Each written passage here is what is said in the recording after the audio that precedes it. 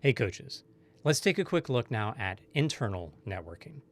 First off, internal networking, we're talking about connecting with individuals on the client's own team, the client connecting with their manager more effectively, just having a better reputation of being someone that is open and willing to have a professional relationship with their peers, or maybe even having a better connection with their own family members or friends.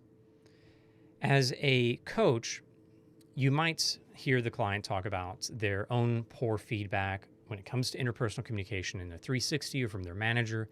They might have had others in their peer group talk about how they just don't feel like the client feels like they're interested in connecting. They're not really wanting to be a part of the team.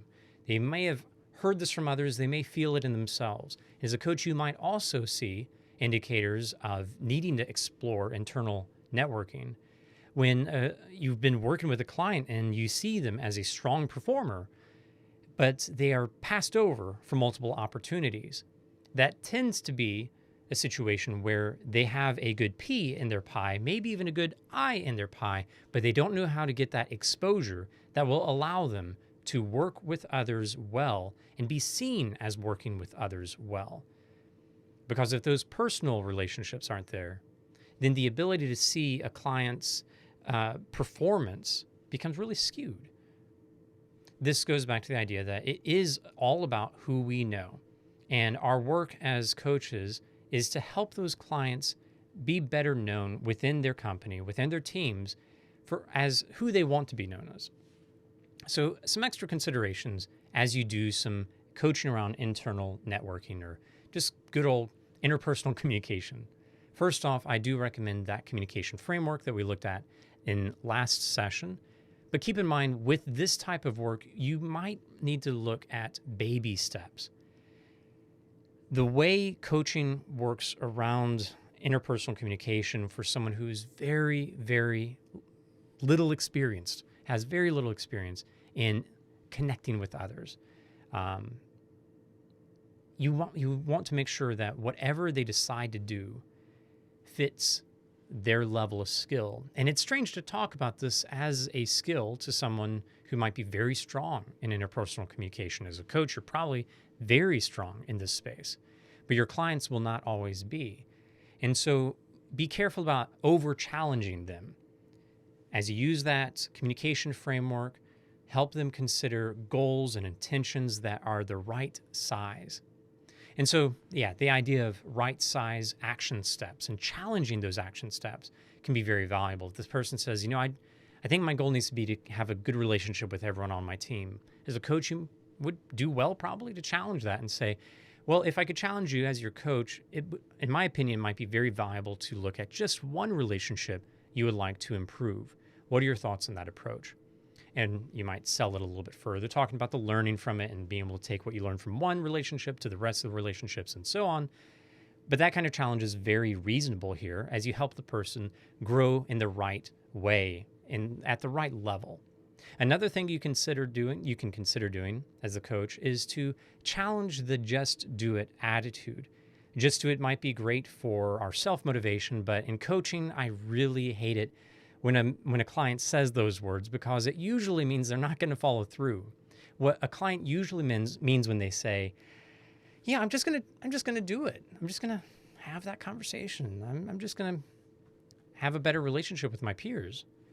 Usually, they're avoiding the difficult questions of, well, what is getting in their way of just doing it tomorrow, and what do you need to do in order to overcome that challenge? Those two questions are really valuable. And as a coach, you're well within your rights and responsibilities to challenge the just do it's of the world and from our clients.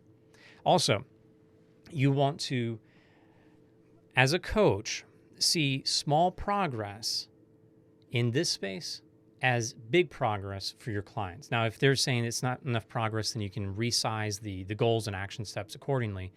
But if they come back after a week and they say, you know what, I actually had a 20-second conversation with the peer on the other side of my cubicle, and it was terrifying, and yet I'm really proud of myself that I did that. To me as a coach, my first instinct might be like, wow, that is nothing. That is nothing. Out of all the hours that you had before you this last week, you spent 20 seconds acting on your goal. But what's far more important than my opinion on what that sounds like to me is what that sounds like to the client. What did they learn through this experience of stretching themselves just that little bit? And as a coach, with my agenda following the client and challenging them to grow, what can they apply from this first experience to the next experience? What would it take to carry on a 2-minute conversation with that peer this upcoming week? As a coach, you may very well be a bit more directive and provide those challenges more often in this space, because it can be really valuable to stretch that client as they continue to move outside of their comfort zone. As long as you're seeing that growth, keep helping them stretch well, help them consider what they're learning and how it applies to the broader context of their lives, where else they can use these interpersonal relationship skills with others that they know.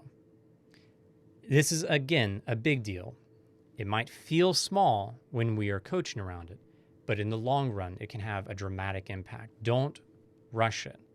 Don't seek to fix it all, even within a 3-month contract. The progress that they might make might be very small during the contract.